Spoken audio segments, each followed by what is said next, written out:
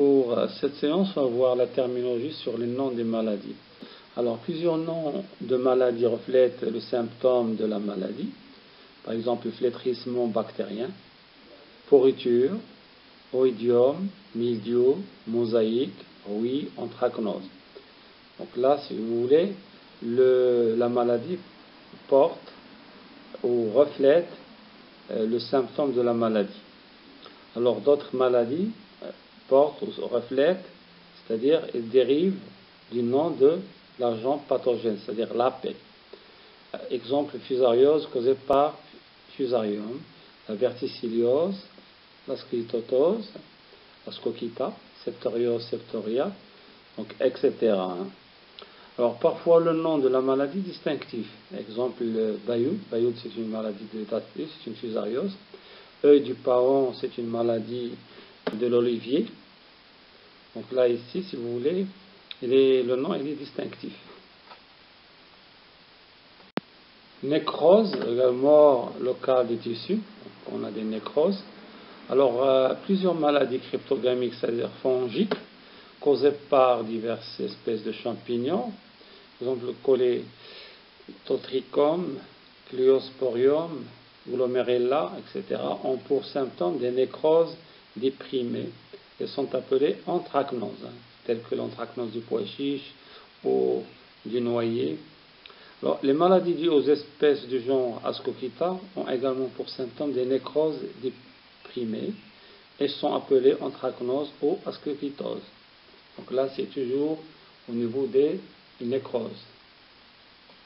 On a vu nécrose maintenant avec chancre. Chancre, c'est mort des tissus corticaux des tiges.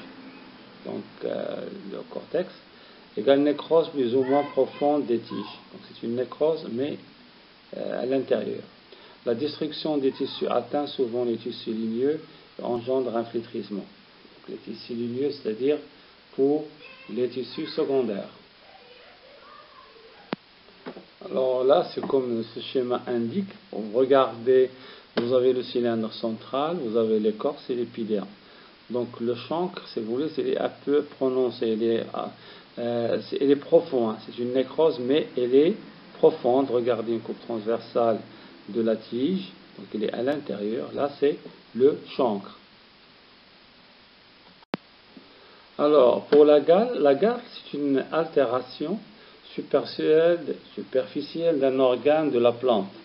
Exemple, gale argentée de la pomme de terre, du Helminthosporium solani, et la gale commune de la pomme de terre du Astratomyces scabiei.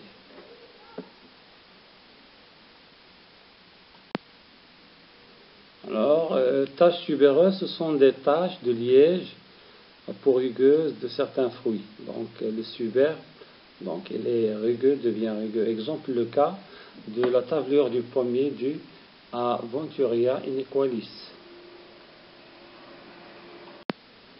Alors, pour la pourriture, c'est une dislocation des cellules par digestion enzymatique des parois et lamelles moyennes, donc destruction des tissus. Par exemple, le cas de monéliose des arbres fruitiers dû à Monelia ssp, ou pourriture grise du fraisier dû à Botrytis cinerea. Là, c'est une pourriture.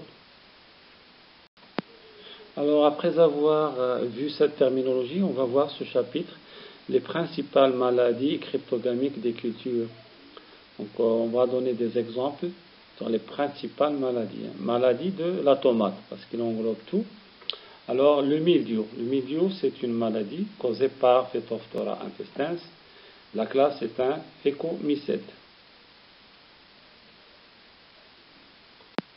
Regardez ici les symptômes sur la tige du mildiou, c'est-à-dire causé par Phytophthora infestans. Là, c'est les symptômes sur feuilles. Regardez les symptômes sur feuilles. Là, ce sont les symptômes sur tige de la pomme de terre, parce que la tomate et la pomme de terre dérivent de la même famille, c'est-à-dire les solanacées. Là aussi, ce sont des symptômes sur feuilles de la pomme de terre. Ici, c'est les symptômes sur tubercules de la pomme de terre.